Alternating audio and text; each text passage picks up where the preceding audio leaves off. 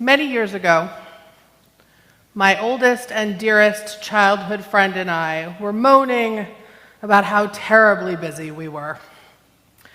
And we were doing this in the way that only people who are childless and jobless and mortgageless and etc.less can do. In other words, we were graduate students. I was in seminary, and she was in med school. And we were convinced that no one had ever had it harder than us, ever. And she was telling me about her previous week in which she had gotten an average of 4 hours of sleep a night, and her professors were cruel, and she had to memorize, I don't know, doctors do a lot, it's amazing.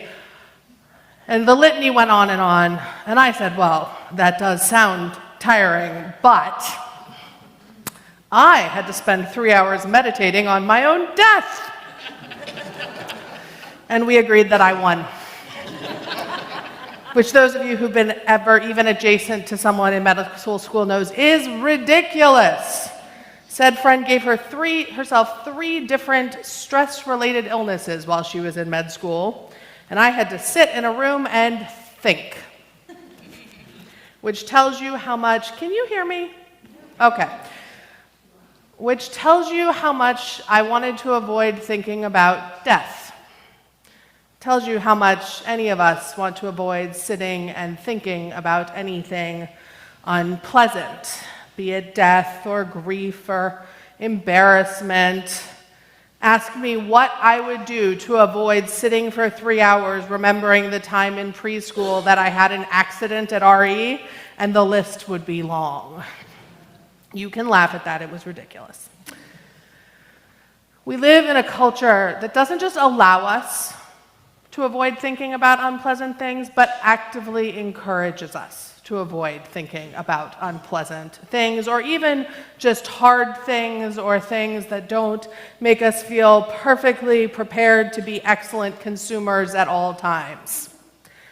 Does anyone here remember when, after the tragedy of September 11th, which I'm told we are always to remember, our president informed us that the best way that we could come together as a nation was to shop? Yes. That was gonna solve the problem. If only we would spend some money and think about anything other than being sad, scared, and vulnerable, we would just be fine. I know that the perfect pair of boots absolutely does that for me. And that was in 2001, before we all started carrying around little distraction machines in our pockets at all times, ready to offer us a dopamine hit for shopping or playing or scrolling or learning about which celebrity is doing what with which other celebrity so that we get to feel better than them, which is extremely satisfying to the spirit. There are so many ways that we can distract ourselves that the idea of sitting quietly for 3 hours imagining your own death was unimaginable to my friend. To sit and imagine what a hoped-for death might look like, what you would hear, who would be there, what you would smell.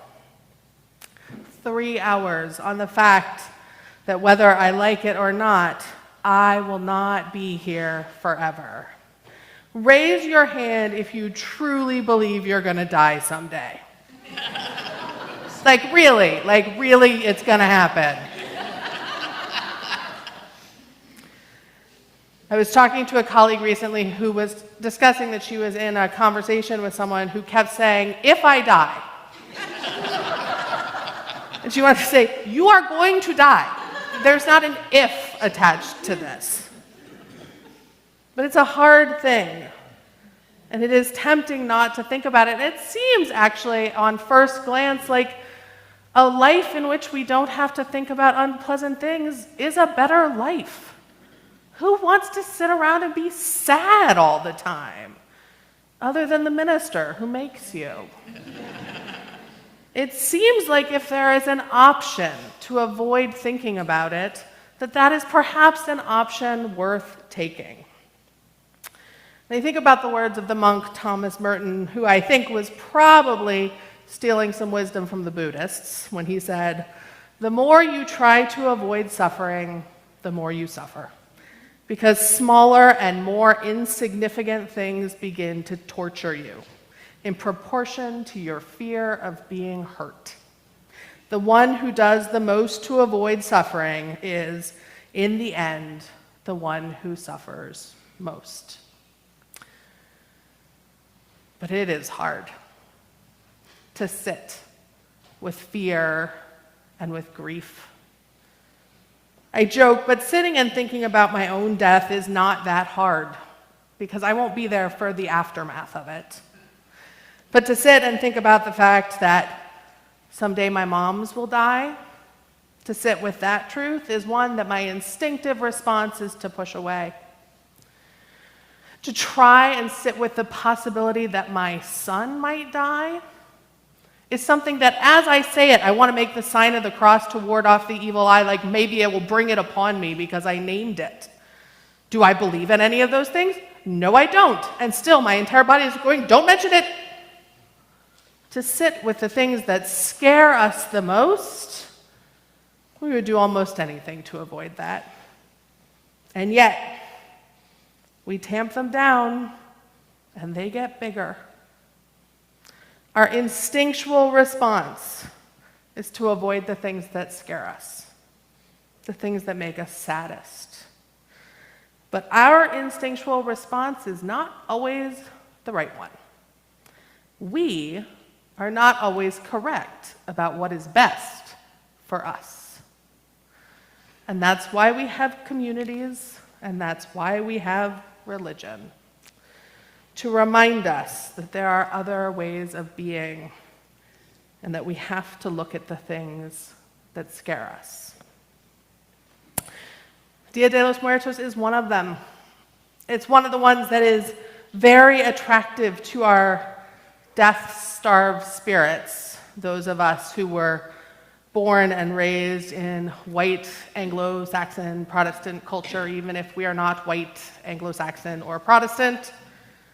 Those of us who absorbed the idea that some things we definitely shouldn't talk about, to have it not just talked about but celebrated. There's a wisdom there that I can feel calling to our souls. And Dia de los Muertos is particularly appealing because it's so colorful. It looks like fun. It looks like maybe the thing that scares us could be beautiful too. And there's beauty in participating in other people's traditions in relational ways. When I first got to Petaluma, I was a little suspicious, I will admit, of all of these white people telling me that we were going to celebrate Dia de los Muertos. And then I walked around downtown and saw the way in which this community really does come together, really does celebrate the communities that are within it and among it together. And it is a gift to be a part of. But it is not the only community that has traditions to teach us about living with death. The Buddhists have traditions. I've always admired the traditions of Judaism. Every year going and placing a rock on our beloved dead's stones always seemed a good way to mark it. And in my own tradition, I was recently noting I have communities not many generations back who were much better about remembering that the dead are always among us. And I even brought you pictures. This is called What I Did on My Summer Vacation, except it was my October vacation.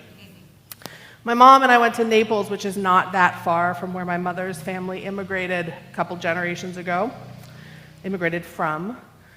And on every corner, there were little altars with pictures of people who have gone before.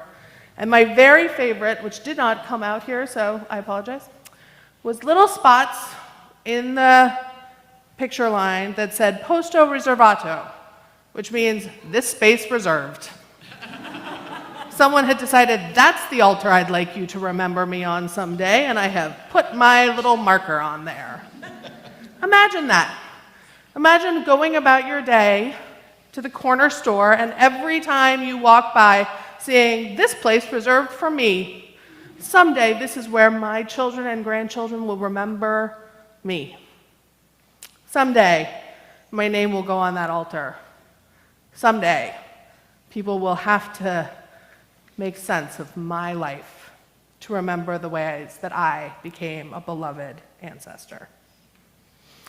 How do you honor your dead? Are there practices that you have been cut off from? Practices that help you carry on? Are there practices that you might like to revive? How can we keep our ancestors with us, knowing that we will be them someday? So now we're all going to meditate on our own deaths for 3 hours to think about that? No? Waco's here for it. I was recently watching a documentary on African American foodways. They were interviewing a man who had been a server on the old Pullman cars. He had much wisdom to share, and he was old. And at the end of the episode, it was clear that he had died since they had made the interview with him. And what they wrote on the title card was, on December 2nd, he became an ancestor, which I start to cry every time I think about, and which I so want to appropriate, and I'm not gonna, because I know the rules. But all of us will someday become ancestors. So it's worth thinking how we want to be remembered.